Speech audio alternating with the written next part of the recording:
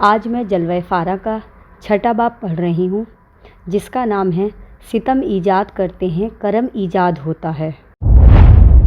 ہجرت کو 6 سال ہو گئے۔ مسلمانوں کو بڑی بے کیفی رہی کہ وہ کعبے سے محروم ہو گئے۔ سارے قبائل طواف کرتے، کعبے کی زیارت کرتے، مگر وہ ترس کے رہ جاتے کہ وہ طواف و زیارت کی ساری لذتوں سے محروم تھے۔ ایک دن کا واقعہ ہے، صبح کا وقت تھا۔ آپ صلی اللہ علیہ وسلم مسجد میں داخل ہوئے۔ جانثاروں کا ہجوم تھا۔ آپ صلی اللہ علیہ وسلم نے خوشخبری سنائی، تم مسجد حرام میں داخل ہوگے، خدا نے چاہا تو ضرور داخل ہوگے، بے خوف و خطر داخل ہوگے، امن و سلامتی کے ساتھ داخل ہوگے۔ یہ ایک مزدۂ جاں فضا تھا۔ انہیں کتنی خوشی ہوئی اس کا اندازہ کون کرے۔ یکایک چہرے چمک اٹھے، مرجھائے ہوئے کمل کھل اٹھے۔ وہ سمجھ گئے کہ خوشخبری کہاں سے آئی ہے اور کس نے سنائی ہے۔ اب وہ مطمئن تھے کہ یہ خدا کا فیصلہ ہے۔ اب وہ ضرور مکے میں داخل ہوں گے، خانہ کعبہ کی زیارت کریں گے۔ مگر وہ مکے میں کیسے داخل ہوں گے؟ کعبہ کی زیارت کیسے کریں گے جبکہ قریش کی زبانیں بے لگام ہیں، تلواریں بے نیام ہیں، جذبات میں کافی ہی جان ہیں؟ آیا ان سے جنگ کی جائے گی یا وہ خود ہی راستہ چھوڑ دیں گے؟ ذی قعدہ کا مہینہ آیا تو آپ صلی اللہ علیہ وسلم نے حج کا اعلان کرا دیا۔ مسلمان تیاریوں میں لگ گئے۔ وہاں قربانیاں بھی کرنی تھیں۔ وہ قربانی کے جانور فراہم کرنے لگے۔ آپ صلی اللہ علیہ وسلم نے دوسرے قبائل میں بھی اعلان کرا دیا کہ امسال حج کے لیے چلنا ہے، خانہ خدا کی زیارت کرنی ہے۔ کچھ قبائل نے آپ صلی اللہ علیہ وسلم کی آواز پر لبیک کہی۔ وہ شوق کے پروں سے اڑتے ہوئے مدینے آ گئے۔ کچھ نے تعمیل حکم میں تاخیر کی اور کچھ نے ہیلہ تراشی سے کام لیا۔ انہوں نے جانے میں ٹال مٹول کیا۔ وہ آ کر آپ صلی اللہ علیہ وسلم سے کہتے، ہم الجھنوں کے شکار ہیں، پریشانیوں میں گرفتار ہیں، مال و اولاد کے جھمیلے ہیں جو چھوڑ نہیں رہے ہیں۔ پھر وہ اپنی محفل میں جا کر مذاق اڑاتے، کہتے یہ سب دیوانے ہیں، جا رہے ہیں حج کرنے، پہاڑوں سے ٹکرانے، شیروں سے پنجہ لڑانے، کوئی ایک بھی آ جائے بچ کر تو ہم جانیں۔ یہ باتیں مسلمانوں نے سن لی۔ حضرت عمر رضی اللہ تعالیٰ عنہ جوش سے بے قابو ہو گئے۔ عرض کیا، اللہ کے رسول صلی اللہ علیہ وسلم، ان کی گردن مار دی جائے۔ پیارے نبی صلی اللہ علیہ وسلم راضی نہ ہوئے اور ساتھیوں کو کوچ کا حکم دیا۔ سفر کی تیاریاں مکمل تھیں۔ ہجرت کا 6واں سال تھا۔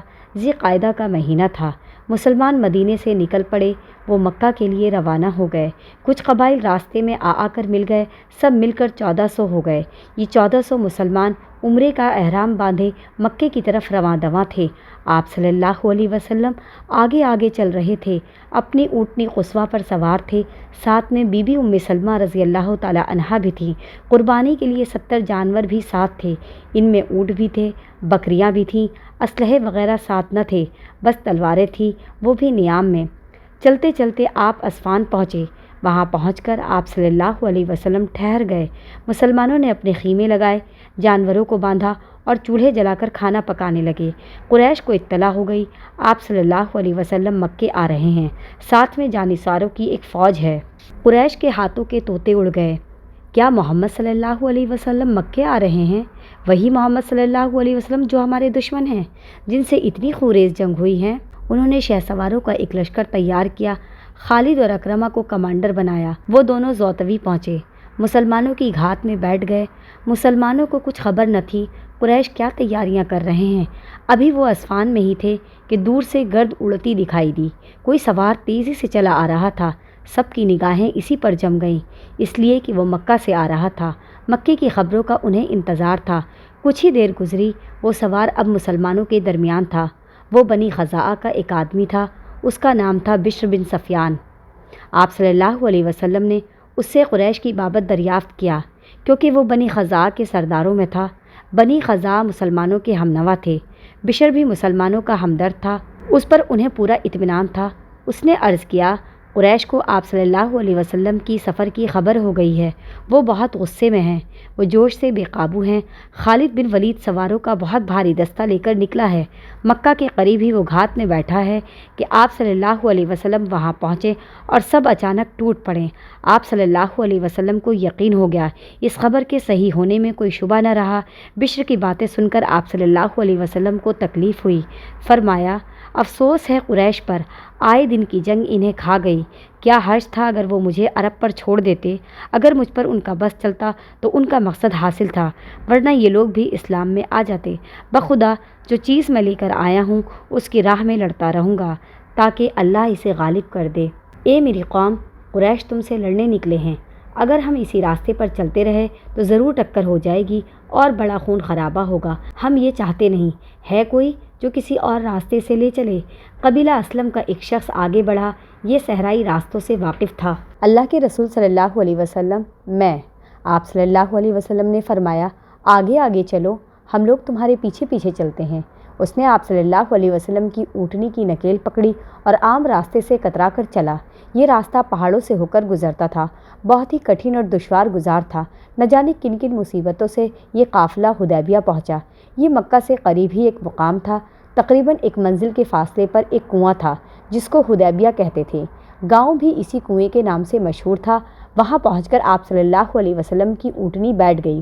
لوگوں نے بہت کوشش کی وہ اٹھ جائے اور چلنے لگے، لیکن وہ ٹس سے مس نہ ہوئی۔ ایسا لگ رہا تھا جیسے کسی نے اسے باندھ دیا۔ آپ صلی اللہ علیہ وسلم چاہتے تو دوسری اونٹنی پر بیٹھ سکتے تھے۔ مکہ اب قریب تھا، وہاں تک پیدل بھی جا سکتے تھے، لیکن آپ صلی اللہ علیہ وسلم سمجھ گئے اونٹنی کے یہاں بیٹھ جانے میں کوئی بھید ہے جس سے میں بے خبر ہوں۔ ایسے موقع پر آپ صلی اللہ علیہ وسلم خود کوئی فیصلہ نہ فرماتے، وحی الہی کا انتظار کرتے۔ آپ صلی اللہ علیہ وسلم نے حدیبیہ کے میدان میں خیمے گاڑ دینے کا حکم دیا۔ فرمایا، آج قریش صلہ رحمی کے خواستگار ہوں گے تو میں انکار نہیں کروں گا۔ لوگوں نے وہیں ڈیرے ڈال دیے، لیکن خوشی سے دمکتے ہوئے چہرے اب بجھے بجھے سے تھے۔ سب حیران تھے کہ ماجرا کیا ہے۔ وہ پوچھ رہے تھے، بھائی یہاں کیوں رک گئے؟ اب تو مکے کے دروازے پر آ گئے ہیں۔ آپ صلی اللہ علیہ وسلم نے تو وعدہ فرمایا تھا مکے میں داخل ہوں گے، کعبے کی زیارت کی خوشخبری سنائی تھی، اب یہ کیا ہو گیا؟ مسلمانوں کو کافی تشویش تھی، مگر اب بھی وہ نا امید نہ تھے، خدا کی رحمت سے مایوس نہ تھے۔ ساتھیوں نے عرض کیا، اللہ کے رسول صلی اللہ علیہ وسلم، کہیں پانی تو ہے نہیں؟ ہم ٹھہرے کہاں؟ آپ صلی اللہ علیہ وسلم نے ترکش سے ایک تیر نکالا۔ اس جگہ بہت سے اندھے کنویں تھے۔ فرمایا، کسی کنویں میں اسے گاڑ دو۔ تیر گاڑتے ہی پانی کے سوتے پھوٹ پڑے۔ لوگوں نے اطمینان سے نہایا دھویا، خود بھی سیراب ہوئے، جانوروں کو بھی سیراب کیا۔ مکے میں کافروں کے ہوش اڑ گئے۔ ان کی بے چینی کی انتہا نہ تھی۔ اب انہیں جو کچھ امید تھی خالد سے تھی۔ ان کا خیال تھا خالد حملے میں کامیاب ہو جائیں تبھی جان بچ سکتی ہے، عزت و آبرو رہ سکتی ہے، ورنہ پھر تباہی ہے، ہمیشہ کی بے عزتی اور رسوائی ہے۔ یہ لو، خالد تو لوٹ آئے۔ وہ کہہ رہے ہیں محمد صلی اللہ علیہ وسلم حدیبیہ میں ٹھہر گئے۔ حملے کا پورا خاکہ خاک میں مل گیا، ساری اسکیم فیل ہو گئی۔ اب وہ کیا کریں؟ محمد صلی اللہ علیہ وسلم جن کو انہوں نے بھگا دیا تھا، بے دردی سے نکال دیا تھا، گھر سے بے گھر کر دیا تھا، آج پلٹ کر دوبارہ آ رہے ہیں۔ اس وقت آپ صلی اللہ علیہ وسلم تنہا اور بے سہارا بھی نہیں، جاں نثاروں کی ایک فوج ہے جو آپ صلی اللہ علیہ وسلم پر نثار ہونے کے لیے بے قرار ہے۔ قریشی سردار پھر دارالندوہ میں جمع ہوئے۔ ہر ایک اداس تھا، ہر ایک کے چہرے پر فکر و تشویش کا غبار تھا۔ مسلمان اگر مکہ میں گھس آئے تو قریش کی دھاک اکھڑ جائے گی، ان کی ناک کٹ جائے گی، ان کا وزن گھٹ جائے گا، ان کا سر جھک جائے گا۔ یہ سوچ کر انہیں جوش آیا، ان کی غیرت کو ابال آیا۔ انہوں نے قسمیں کھائیں، جب تک جان میں جان ہے محمد صلی اللہ علیہ وسلم کا آنا محال ہے۔ سب سر جوڑ کر بیٹھے، آپس میں مشورے کرنے لگے، کیا کیا جائے؟ محمد صلی اللہ علیہ وسلم ہمیں دھمکی دے رہے ہیں، یہاں بھی ان کی بہت سی یار و مددگار ہیں جو انہیں سچا نبی سمجھتے ہیں، یہ تو ہمارے لیے آستین کے سانپ ہیں، اگر مسلمانوں سے چھڑ گئی تو دوست بن کر ڈسیں گے، پھر تو بڑی تباہی مچے گی۔ ایک بولا، محمد صلی اللہ علیہ وسلم کہتے ہیں ہم لڑنے نہیں آئے ہیں، اگر ایسا ہے تو ہم نرمی سے پیش آئیں، سمجھا بجھا کر انہیں واپس کر دیں، لیکن اگر نیت خراب ہوئی، انہوں نے لڑائی کی آگ بھڑکانی چاہی تو ہم بھاگنے والے کب ہیں؟ جنگ ہی تو ہمارا اصل میدان ہے، لڑنا بھیڑنا ہی تو ہمارا کام ہے۔ ابو سفیان، میرے بھائی پھر کیا کیا جائے؟ میری رائے ہے بنی خزاعہ کے کچھ آدمی بھیج دیے جائیں، وہ جا کر پتہ لگائیں محمد صلی اللہ علیہ وسلم چاہتے کیا ہیں۔ ابو سفیان، بنی خزاعہ کو بھیجنے میں کیا مصلحت ہے؟ ہمیں تو ان سے خطرہ ہے، وہ تو محمد صلی اللہ علیہ وسلم کے ہی ہم نوا ہیں، انہی کے بہی خواہ ہیں۔ تم بیغم رہو، مکے میں ہی ان کا باغ و راغ ہے، زن زمین ہے، بال بچے ہیں، ان کی شیرت تو ہمارے ہاتھ میں ہے، وہ جائیں گے کہاں؟ غداری کیسے کریں گے؟ یہ رائے سب کو پسند آئی۔ وفد کے لیے کچھ آدمی چن لیے گئے۔ بدیل خزائی ان کا سردار تھا۔ یہ لوگ آپ صلی اللہ علیہ وسلم سے ملنے کے لیے روانہ ہو گئے۔ وفد پہنچا تو آپ صلی اللہ علیہ وسلم بہت تپاک سے ملے۔ بدیل نے آنے کی غرض بتائی تو آپ صلی اللہ علیہ وسلم نے فرمایا، قریش کے پاس جاؤ، ان سے کہو مسلمان کعبے کی زیارت کے لیے آئے ہیں، ان کے دل میں اس کا احترام ہے، اگر قریش ہم سے چھیڑ چھاڑ نہ کریں تو ہم لوگ خاموشی سے طواف و زیارت کریں گے، پھر لوٹ جائیں گے۔ وفد لوٹ کر مکے گیا، قریش کو آپ صلی اللہ علیہ وسلم کا پیغام سنایا، آپ صلی اللہ علیہ وسلم کی بات مان لینے کا مشورہ دیا۔ اب خود قریش میں اختلاف ہو گیا، کچھ لوگوں نے کہا محمد صلی اللہ علیہ وسلم سے صلح کر لی جائے، طواف و زیارت کی اجازت دی جائے، کچھ لوگوں نے زوردار مخالفت کی۔ ابو سفیان بولا، محال ہے، ناقابل برداشت ہے، دشمن ہماری سرزمین روند کر چلے جائیں، پھر ہمیشہ کے لیے ہم بدنام ہو جائیں، پھر کیا رائے ہے؟ ایک ساتھ بہت سی آوازیں گونجی۔ ابو سفیان، میری رائے ہے حلیس بن علقمہ کو بھیج دیا جائے، وہ قبائلیوں کا سردار ہے، قبائلیوں کا رعب و داب سب کو معلوم ہے، ہر ایک ان سے ڈرتا اور دبتا ہے، لرزتا اور کانپتا ہے، اگر اس سے بات بن گئی، محمد صلی اللہ علیہ وسلم واپس چلے گئے تو ہمیں سکون مل جائے گا، اتنی بڑی آفت سے نجات مل جائے گی، اور اگر محمد صلی اللہ علیہ وسلم نے اس کی بات ٹھکرا دی تو اسے جوش آ جائے گا، پھر وہ ہمارے ساتھ ہو جائے گا، ہماری صفوں میں ہو کر لڑے گا۔ حلیس اپنے ساتھیوں کے ساتھ چلا۔ آپ صلی اللہ علیہ وسلم نے فرمایا، دیکھو وہ حلیس آ رہا ہے، اس کی قوم قربانی کی شوقین ہے، جانوروں کو اس کی طرف ہنکا دو، انہیں وہ اپنی آنکھوں سے دیکھ لے تاکہ اسے یقین ہو جائے ہم طواف و زیارت کے لیے آئے ہیں، غارت گری کے لیے نہیں آئے۔ مسلمان لبیک کہتے ہوئے اس کے استقبال کو بڑھے اور قربانی کے جانور اس کی طرف ہانکا دیے۔ اس نے دیکھا اونٹوں کا ایک سیلاب آ رہا ہے، گردنوں میں لوہے کے نال لگے ہوئے ہیں، نال سے گردن کے اون بھی جھڑ گئے ہیں۔ ظلم و ناانصافی کا یہ دردناک منظر اس سے دیکھا نہ گیا، اس کی آنکھوں میں آنسو آ گئے، وہ آپ صلی اللہ علیہ وسلم سے ملا بھی نہیں، سیدھے لوٹ کر مکہ گیا، قریش کو صورتحال بتائی۔ قریش نے کہا، تم تو ایک دیہاتی آدمی ہو، یہ سب باتیں نہیں سمجھتے۔ حلیس کو غصہ آ گیا، اس نے جوش میں آ کر کہا، خدا کی قسم ہم نے تم سے یہ معاہدہ نہیں کیا ہے، خدا کے گھر سے اسے روک رہے ہو جو اس کی تعظیم کے لیے آیا ہے، عرب کے سارے قبیلے تو حج کریں اور عبد المطلب کا بیٹا محروم رہے، وہ عزت و شرف اور خاندانی وجاہت میں کسی سے کم ہے؟ اگر تم نے محمد صلی اللہ علیہ وسلم کو روکا تو جان لو سارے قبائلیوں کو لے کر الگ ہو جاؤں گا، پھر تم سے جنگ کروں گا۔ قریشی سردار کی تدبیر ناکام ہو کر رہ گئی، اس نے سوچا کچھ ہو گیا کچھ، پھر ایک چال چلا، حلیس کو مناتے ہوئے بولا، بھائی یہ ہم لوگوں کا معاملہ ہے، اسے ہم پر ہی چھوڑ دو، ہم لوگ کوئی بات طے کر لیں گے جس میں سب کا بھلا ہوگا۔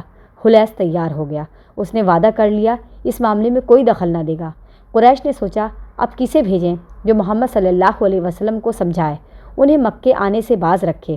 ان کی نگاہ عروہ بن مسعود پر گئی، قریش نے عروہ سے بات کی، عروہ نے معذوری ظاہر کی کیونکہ وہ دیکھ چکا تھا جو بھی قاصد محمد صلی اللہ علیہ وسلم کے پاس گیا واپسی پر قریش نے اس کا کیسا مذاق اڑایا، لیکن وہ برابر اصرار کرتے رہے۔ بالآخر عروہ تیار ہو گیا، وہ قریش کی سفارت کے لیے آمادہ ہو گیا۔ عروہ خدمت رسالت میں حاضر ہوا، اس نے کہا، محمد صلی اللہ علیہ وسلم تم نے یہ خس و خاشاک جمع کر لیے ہیں، انہیں لے کر آئے ہو تم جنگ کرنے، اپنے وطن کو فتح کرنے۔ قریش تمہاری سرکوبی کے لیے آ رہے ہیں، انہوں نے چیتے کی کھالیں پہن لی ہیں، انہوں نے خدا سے عہد کیا ہے تمہیں زبردستی نہیں آنے دیں گے، اور یہ جو خس و خاشاک تم نے جمع کر رکھے ہیں یہ گرد کی طرح اڑ جائیں گے، کہیں ان کا پتہ نہیں رہے گا۔ ابو بکر رضی اللہ تعالیٰ عنہ نے عروہ کی بات کاٹ دی، یہ بات ان سے برداشت نہ ہو سکی، انہوں نے پھٹکارا، خدا تیرا منہ کالا کرے، بھلا ہم آپ صلی اللہ علیہ وسلم کو چھوڑ سکتے ہیں؟ عروہ گفتگو کے دوران ریش مبارک پکڑ لیتا، مغیرہ بن شعبہ رضی اللہ تعالیٰ عنہ وہی پہلو میں کھڑے تھے، وہ جب بھی ہاتھ بڑھاتا اس کے ہاتھ پر مارتے اور کہتے، اپنا ہاتھ دور رکھ، ریش مبارک کو مت چھو۔ عروہ کو اندازہ ہو گیا آپ صلی اللہ علیہ وسلم جنگ کے لیے نہیں آئے، خوریزی آپ صلی اللہ علیہ وسلم کے پیش نظر نہیں ہے، آپ صلی اللہ علیہ وسلم بیت اللہ کی زیارت کے لیے آئے ہیں جو سارے عرب کا قبلہ ہے، اور آپ صلی اللہ علیہ وسلم کے دل میں اس کا بڑا احترام ہے، آپ صلی اللہ علیہ وسلم محض اس کی محبت و تعظیم میں آئے ہیں۔ عروہ لوٹ کر قریش کے پاس آیا، وہ آپ صلی اللہ علیہ وسلم کی محبوبیت پر متعجب تھا، مسلمانوں کو والہانہ عقیدت سے بے حد متاثر تھا۔ اس نے کہا، بھائیو میں نے کسریٰ کا دربار دیکھا ہے، قیصر کا دربار دیکھا ہے، نجاشی کا بھی دربار دیکھا ہے، بخدا میں نے کسی بادشاہ کی وہ شان نہیں دیکھی جو شان محمد صلی اللہ علیہ وسلم کی ان کے ساتھیوں میں دیکھی۔ وہ وضو کرتے ہیں تو پانی کے قطرے زمین پر نہیں گرتے، مسلمانوں کی آستینیں عقیدت میں گرتے ہیں، ایک بال ٹوٹتا ہے تو وہ ہوا میں نہیں اڑتا، مسلمانوں کے جیب و گریباں میں جاتا ہے، سچ کہتا ہوں میں نے ایسے لوگ دیکھے ہیں جو کسی حال میں ان کا ساتھ نہیں چھوڑ سکتے۔ اب تم سوچ لو۔ قریش کی عقلیں حیران اور ذہن پریشان تھے۔ ان کی سمجھ میں نہیں آ رہا تھا کہ کیا کریں۔ انہوں نے 50 بہادروں کو بھیجا کہ رات میں حملہ کر دیں۔ وہ لوگ رات کے اندھیرے میں حدیبیہ چلے۔ مسلمانوں کے خیمے تک پہنچے بھی نہ تھے کہ ہر طرف سے گھر گئے۔ اب وہ گرفتار ہو کر رحمت عالم صلی اللہ علیہ وسلم کے دروازے پر کھڑے تھے۔ آپ صلی اللہ علیہ وسلم باہر تشریف لائے، دیکھا تو وہ لرز رہے تھے۔ فرمایا، یہ تم نے کیا شرارت کی ہے؟ کیسی سنگین حرکت کی ہے؟ اب تمہاری جاں بخشی کیسے ہوگی؟ دشمنوں نے جواب دیا، آپ صلی اللہ علیہ وسلم کی رحمت بے کرا سے ہم مایوس نہیں۔ ہمارے آقا، ہمیں معاف کیجیے، اس غلطی کو نظر انداز کیجیے۔ ہمارا جرم سنگین ہے، پھر بھی ہمیں عفو کا یقین ہے۔ شاہ مدینہ صلی اللہ علیہ وسلم، ہمیں مایوس نہ کیجیے۔ آپ صلی اللہ علیہ وسلم نے فرمایا، جاؤ، میں نے تمہیں معاف کیا۔ اپنی قوم میں جاؤ اور ان سے کہو، محمد صلی اللہ علیہ وسلم خون خرابی کے لیے نہیں آئے ہیں، شاید انہیں ہوش آ جائے۔ وہ لوٹ کر اپنی قوم میں گئے۔ آپ صلی اللہ علیہ وسلم نے انہیں اطمینان دلایا تھا، مگر وہ مطمئن نہ تھے۔ انہیں یقین تھا اب پوری قوم کی شامت آئے گی۔ اتنا سنگین جرم بھی معاف ہو سکتا ہے؟ یہ ان کی سمجھ سے باہر تھا۔ اب ضرورت تھی کہ آپ صلی اللہ علیہ وسلم کوئی قاصد بھیجیں جو قریشی سرداروں سے گفتگو کرے، ان سے کوئی بات طے کرے، انہیں سمجھائے کہ آپ صلی اللہ علیہ وسلم کس غرض سے آئے ہیں، کیا مقصد لے کر آئے ہیں، پھر اس موقع پر ان کا کیا فرض ہے، کیا بات ان کی شایان نشان ہے۔ یہ ایک نازک اور اہم کام تھا۔ آپ صلی اللہ علیہ وسلم نے حضرت عثمان رضی اللہ تعالیٰ عنہ کا انتخاب کیا۔ مکے میں حضرت عثمان کے ایک چچیرے بھائی تھے، ابان۔ حضرت عثمان رضی اللہ تعالیٰ عنہ انہی کی حمایت میں مکے گئے۔ قریش کو آپ صلی اللہ علیہ وسلم کا پیغام سنایا۔ انہوں نے کہا، طواف کا موقع دو ورنہ جنگ کے لیے تیار ہو جاؤ۔ قریش نے کہا، تم طواف کر لو، تمہاری کوئی بات نہیں، البتہ اوروں کی بات نہ کرو، انہیں تو ویسے ہی جانا ہوگا۔ بات نامعقول تھی، بالکل ناقابل قبول تھی۔ حضرت عثمان رضی اللہ تعالیٰ عنہ نے انکار کر دیا۔ انہوں نے کہا، یہ تو قیامت تک نہ ہوگا۔ رسول خدا صلی اللہ علیہ وسلم واپس جائیں، سارے مسلمان محروم رہیں، اکیلے میں طواف کروں؟ یہ کیوں کر ممکن ہے؟ تمہیں تو سارے مسلمانوں کو موقع دینا ہوگا۔ یہ گفتگویں چلتی رہیں۔ قریش انکار کر رہے تھے، عثمان رضی اللہ تعالیٰ عنہ اصرار کر رہے تھے۔ اس میں کئی دن لگ گئے۔ حضرت عثمان رضی اللہ تعالیٰ عنہ مکے میں ہی ٹھہرے رہ گئے۔ ادھر یہ افواہ اڑ گئی کہ عثمان رضی اللہ تعالیٰ عنہ قتل ہو گئے، قریش نے انہیں شہید کر دیا۔ آپ صلی اللہ علیہ وسلم جوش سے بےتاب ہو گئے کہ ماہ حرام میں یہ شرمناک غداری، نہ ماہ حرام کی حرمت کا خیال کیا، نہ سفیر کی سفارت کا پاس و لحاظ کیا۔ آپ صلی اللہ علیہ وسلم نے فرمایا، عثمان رضی اللہ تعالیٰ عنہ کا بدلہ لینا فرض ہے، بدلہ لیے بغیر ہم یہاں سے ٹلیں گے نہیں۔ وہیں ببول کا ایک درخت تھا، اسی درخت کے نیچے آپ صلی اللہ علیہ وسلم بیٹھ گئے۔ سارے مسلمانوں نے سرفروشی کا عہد کیا۔ ابو سنان ازدی رضی اللہ تعالیٰ عنہ آگے بڑھے، دست مبارک پر بیعت کی، پھر سارے مسلمانوں نے بیعت کی۔ اب تلواریں بے نیام ہو گئیں اور جنگ کی تیاریاں ہونے لگیں۔ جاں نثاری کی یہ بیعت خدا کو پسند آئی، اس نے قرآن میں بھی اس کی تعریف کی، اسی لیے یہ بیعت رضوان کے نام سے مشہور ہوئی۔ ادھر مسلمان جنگی تیاریوں میں تھے، ادھر قریش کی گفتگو بھی ایک نتیجے پر پہنچ گئی۔ قریش نے کہا، ہم سہیل بن عمرو کو بھیجتے ہیں، یہ جا کر آپ صلی اللہ علیہ وسلم کو آمادہ کریں کہ آپ صلی اللہ علیہ وسلم امسال واپس چلے جائیں، آئندہ سال آ کر عمرہ کریں۔ ان کا خیال تھا اس طرح ان کے وقار کو ٹھیس نہیں لگے گی، لوگوں میں یہ چرچے نہیں ہوں گے کہ محمد صلی اللہ علیہ وسلم زبردستی مکہ میں داخل ہو گئے اور قریش کھڑے دیکھتے رہے۔ عثمان رضی اللہ تعالیٰ عنہ واپس آ گئے۔ سہیل بن عمر بھی آیا کہ وہ آپ صلی اللہ علیہ وسلم سے صلح کی گفتگو کرے۔ یہ اپنی سوجھ بوجھ اور ہوشیاری میں مشہور تھا، جادو بیان مقرر تھا، لوگوں نے اسے خطیب قریش کا خطاب دیا تھا۔ سہیل نے دیکھا مسلمانوں میں بڑی دھوم دھام ہے، جنگ کی تیاریاں ہو رہی ہیں۔ وہ گھبرایا، لپک کر خدمت اقدس میں حاضر ہوا اور عرض کیا، میں آپ صلی اللہ علیہ وسلم کے پاس صلح کی غرض سے آیا ہوں، یہاں آپ صلی اللہ علیہ وسلم کے ساتھی جنگی تیاریوں میں مصروف ہیں۔ ادھر قریش نے قسمیں کھائی ہیں، امسال آپ صلی اللہ علیہ وسلم کو مکے نہیں آنے دیں گے۔ میں کچھ شرطیں لے کر آیا ہوں، ان میں ہمارے لیے بھی سلامتی ہے، آپ صلی اللہ علیہ وسلم کے لیے بھی بہتری ہے۔ اگر آپ صلی اللہ علیہ وسلم مان لیں تو ایک خوفناک جنگ ٹل جائے گی، نہ جانے کتنی جانیں بچ جائیں گی اور اتنی بڑی نیک نامی کا صحرا آپ صلی اللہ علیہ وسلم کے سر بن جائے گا۔ پیارے نبی صلی اللہ علیہ وسلم، کیا شرطیں ہیں؟ سہیل، امسال آپ صلی اللہ علیہ وسلم لوٹ جائیں، آئندہ سال آئیں اور صرف 3 دن رہ کر چلے جائیں، ساتھ میں کوئی ہتھیار نہ ہو، تلواریں بھی نیام میں ہوں۔ پیارے نبی صلی اللہ علیہ وسلم اور سہیل، قریش کا کوئی شخص مدینے جائے تو اسے واپس کر دیا جائے، البتہ کوئی مسلمان مکے میں آئے گا تو ہم واپس نہیں کریں گے۔ آپ صلی اللہ علیہ وسلم نے آنکھیں بند کر لیں اور کچھ دیر خاموش رہے۔ وحی کے وقت آپ صلی اللہ علیہ وسلم کی یہی حالت ہوتی۔ ادھر مسلمان غصے سے کھول رہے تھے۔ اس ظالمانہ شرط پر وہ مضطرب تھے لیکن ضبط کیے رہے۔ پھر آپ صلی اللہ علیہ وسلم نے آنکھیں کھولی، فرمایا، اور سہیل 10 سال تک صلح رہے گی، ہر ایک کو امن حاصل ہوگا، کوئی کسی سے چھیڑ چھاڑ نہیں کرے گا۔ پیارے نبی صلی اللہ علیہ وسلم، اور سہیل، عرب کا جو قبیلہ جس فریق کے ساتھ چاہے وہ معاہدے میں شریک ہو جائے، یہ ہیں قریش کی شرطیں۔ اچھی طرح آپ صلی اللہ علیہ وسلم سوچ لیجئے۔ آپ صلی اللہ علیہ وسلم کی تدبیر و حکمت سے ہمیں بڑی امیدیں ہیں۔ آپ صلی اللہ علیہ وسلم نے یہ شرطیں منظور کر لیں۔ حضرت علی رضی اللہ تعالی عنہ کو حکم دیا، صلح نامہ لکھیں۔ یہ چیز مسلمانوں کے لیے ناقابل تصور تھی، ان کی توقعات کے بالکل خلاف تھی۔ وہ ہکا بکا سے ہو گئے، اپنے سر پکڑ کر رہ گئے۔ پھر انہیں جوش آیا، وہ غیرت و حمیت سے بےتاب ہو گئے۔ رسول خدا صلی اللہ علیہ وسلم ان شرطوں پر کیوں راضی ہو گئے؟ ہم تو قریش کے چھکے چھڑا سکتے ہیں۔ اگر قریش سمجھانے بجھانے سے نہیں مانتے، اگر وہ شرافت سے تیار نہیں ہوتے، اگر وہ عمرہ و زیارت میں مزاحمت کرتے ہیں تو اس کا تو ہم علاج کر سکتے ہیں، ان کا سارا نشہ اتار سکتے ہیں، ان کے پندار کا بت توڑ سکتے ہیں، وہ مکے سے ہمیں کبھی نہیں روک سکتے۔ حضرت عمر رضی اللہ تعالیٰ عنہ سب سے زیادہ متاثر تھے۔ انہوں نے عرض کیا کہ آپ صلی اللہ علیہ وسلم اللہ کے رسول نہیں ہیں، اس میں کیا شک ہے؟ عمر رضی اللہ تعالیٰ عنہ، کیا ہم مسلم نہیں ہیں؟ بلا شبہ ہم مسلم ہیں۔ عمر رضی اللہ تعالیٰ عنہ، کیا وہ مشرک نہیں ہیں؟ اس میں کیا شبہ ہے؟ عمر رضی اللہ تعالیٰ عنہ، تو ہم دین میں یہ ذلت کیوں گوارا کریں؟ اس طرح دب کر کیوں صلح کریں؟ عمر، میں خدا کا بندہ اور رسول ہوں، یہ اسی کا فیصلہ ہے، وہ مجھے ضائع نہیں کرے گا۔ حضرت عمر رضی اللہ تعالیٰ عنہ آپ دیدہ ہو گئے اور حضرت ابوبکر رضی اللہ تعالیٰ عنہ کے پاس آئے اور یہی گفتگو کی۔ ابوبکر رضی اللہ تعالیٰ عنہ نے کہا، آپ صلی اللہ علیہ وسلم خدا کے رسول ہیں، جو کچھ کرتے ہیں خدا کے حکم سے کرتے ہیں، گھبراؤ نہیں، صبر سے کام لو، بھلائی اور کامرانی کی امید رکھو۔ حضرت عمر رضی اللہ تعالیٰ عنہ غم و حسرت کی ایک تصویر بنے ہوئے واپس آئے۔ آپ صلی اللہ علیہ وسلم نے حضرت علی رضی اللہ تعالیٰ عنہ کو بلایا کہ یہ صلح نامہ تحریر ہو جائے۔ آپ صلی اللہ علیہ وسلم نے فرمایا، علی لکھو، بسم اللہ الرحمن الرحیم۔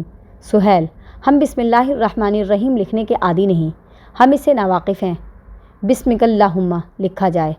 آپ صلی اللہ علیہ وسلم نے منظور فرمایا اور حضرت علی رضی اللہ تعالیٰ عنہ کو لکھنے کا حکم دیا۔ آپ صلی اللہ علیہ وسلم نے فرمایا، لکھو، یہ وہ شرطیں ہیں جن پر محمد بن عبداللہ صلی اللہ علیہ وسلم نے سہیل بن عمر سے صلح کی۔ پھر صلح کی شرطیں لکھی گئیں۔ قبیلہ خزاعہ اس معاہدے میں مسلمانوں کے ساتھ تھا اور قبیلہ بکر قریش کے ساتھ۔ پھر فریقین نے اس پر دستخط کیے۔ یہ معاہدہ حدیبیہ میں لکھا گیا، اس لیے صلح حدیبیہ کے نام سے مشہور ہوا۔ معاہدہ لکھا جا رہا تھا کہ ایک شخص آیا اور مسلمانوں کے سامنے گر پڑا۔ ہاتھوں میں ہتکڑیاں تھیں، پاؤں میں بیڑیاں تھیں، چہرے پر مظلومی برس رہی تھی، جسم سے بے کسی ٹپک رہی تھی۔ یہ مظلوم قریش کا آدمی تھا، سہیل بن عمر کا بیٹا تھا، ابو جندل اس کا نام تھا۔ اس کے لیے مکہ میں جینا دوبھر تھا کیونکہ وہ مسلمان ہو گیا تھا، اپنے رب کا بندہ بن گیا تھا۔ نہ جانے کس کس طرح وہ گھسٹتا لڑکھڑاتا آیا تھا کہ کسی طرح قریش سے چھٹکارا مل جائے۔ سہیل نے ابو جندل کو دیکھا تو آنکھوں میں خون اتر آیا۔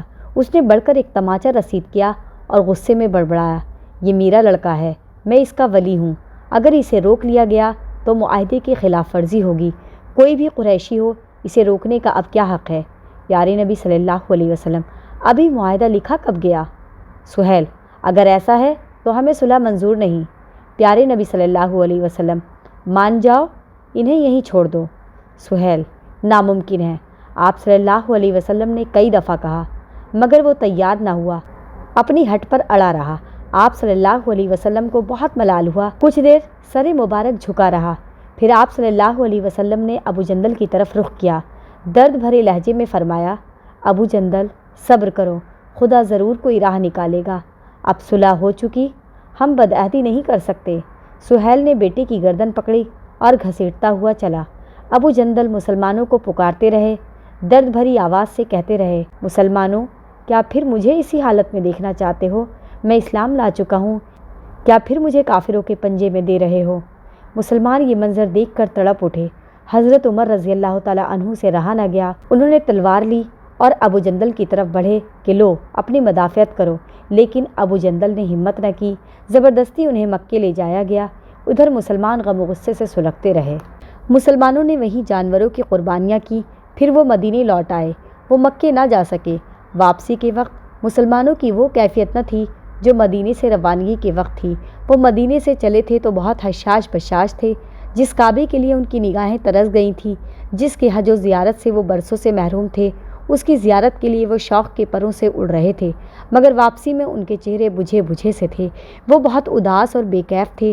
ان کی سمجھ میں نہیں آ رہا تھا کہ قریش تو شرطیں لگائیں اور مسلمان سر جھکا دیں۔ ان کی نگاہ میں یہ معاہدہ سر تسر قریش کے حق میں تھا۔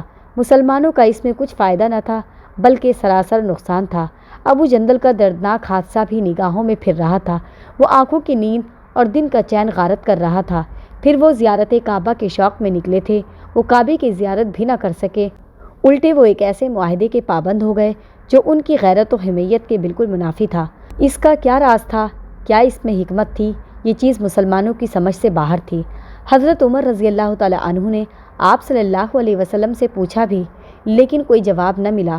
حضرت عمر رضی اللہ تعالیٰ عنہ نے پھر پوچھا، بار بار پوچھا، آپ صلی اللہ علیہ وسلم خاموش رہے، کوئی جواب نہ دیا۔ حضرت عمر رضی اللہ تعالیٰ عنہ رنجیدہ و دل گرفتہ واپس آئے۔ اب انہیں خلش تھی کہ بلا وجہ دخل دیا۔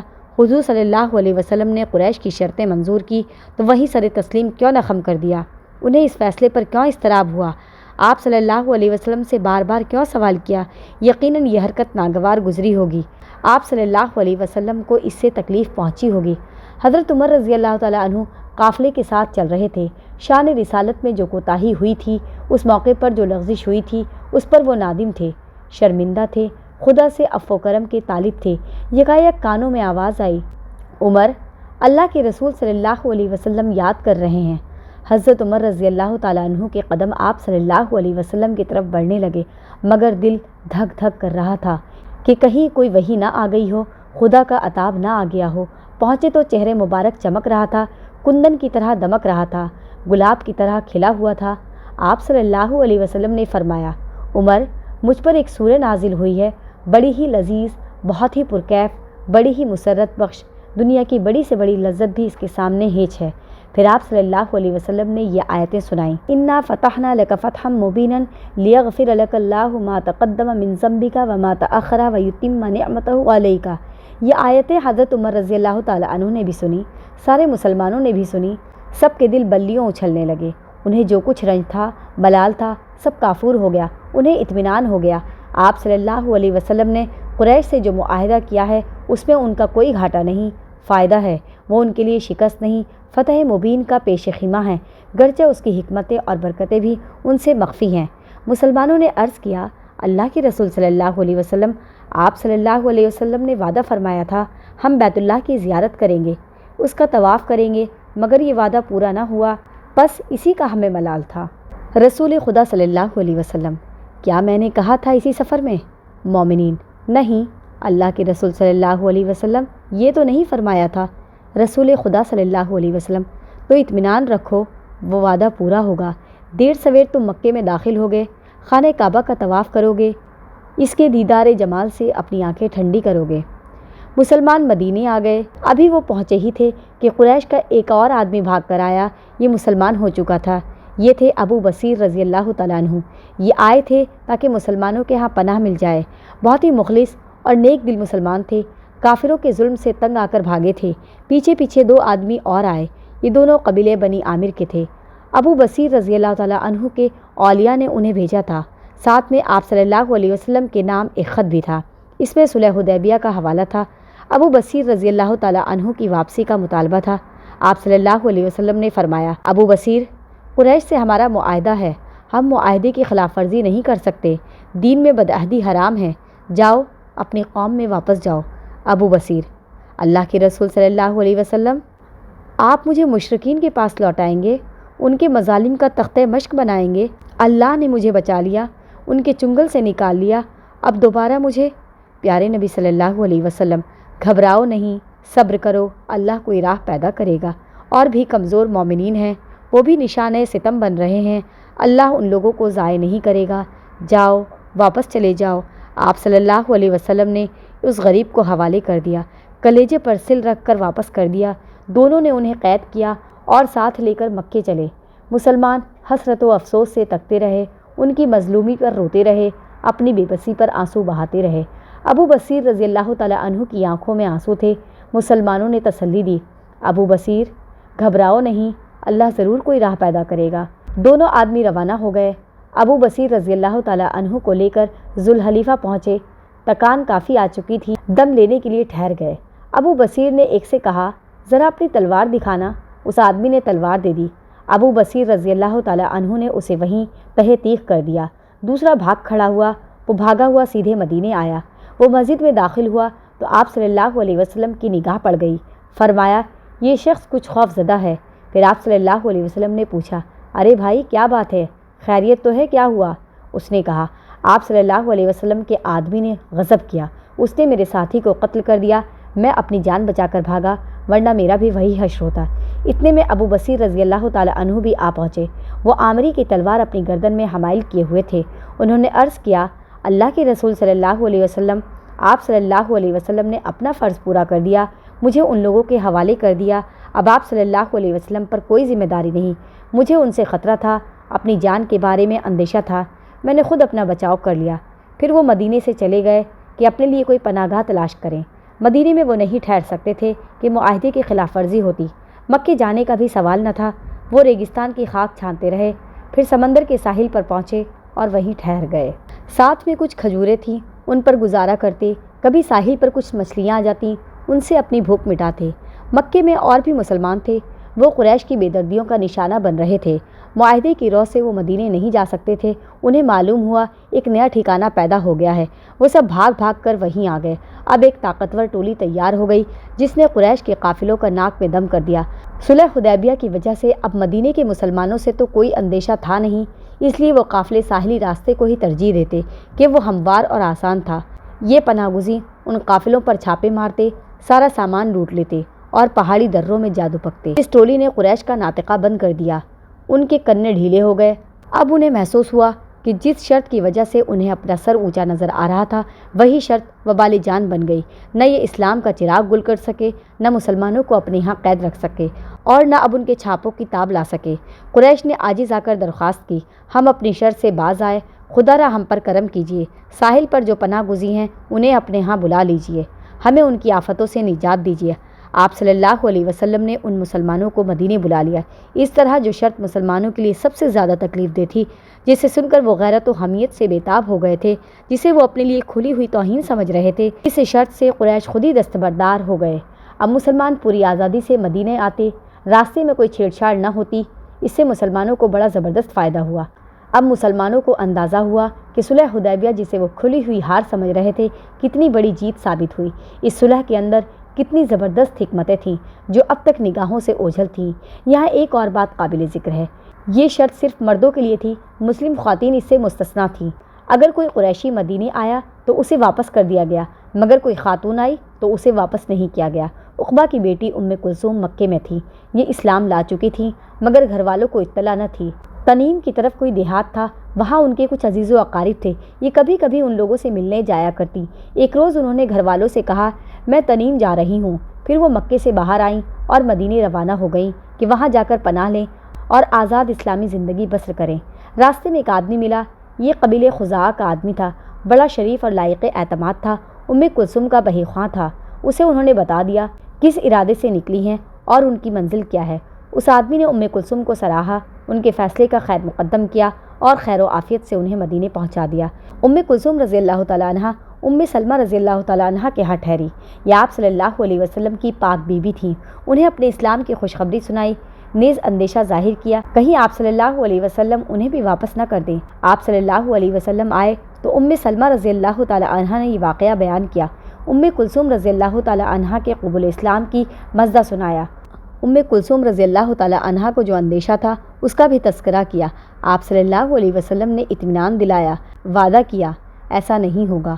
ام کلثوم رضی اللہ تعالیٰ عنہ کے دو بھائی تھے، عمارہ اور ولید، یہ دونوں مدینے پہنچے۔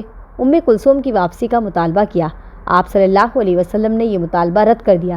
فرمایا، واپسی کی شرط صرف مردوں کے لیے ہے، عورتوں کے لیے نہیں۔ مسلم عورت کسی کافر کے لیے حلال نہیں۔ آپ صلی اللہ علیہ وسلم نے یہ آیتیں سنائیں، اے ایمان والو، جب تمہارے پاس مومن عورتیں آئیں ہجرت کر کے تو ان کی جانچ کرو، اللہ بخوبی واقف ہے ان کے ایمان سے، تو اگر تم انہیں مومن پاؤ تو انہیں کفار کی طرف نہ لوٹاؤ، نہ وہ کافروں کے لیے حلال ہیں نہ کافر ان کے لیے حلال ہیں۔ یہ میرا جلوہ فارغ کا 6واں باب کمپلیٹ ہو چکا ہے۔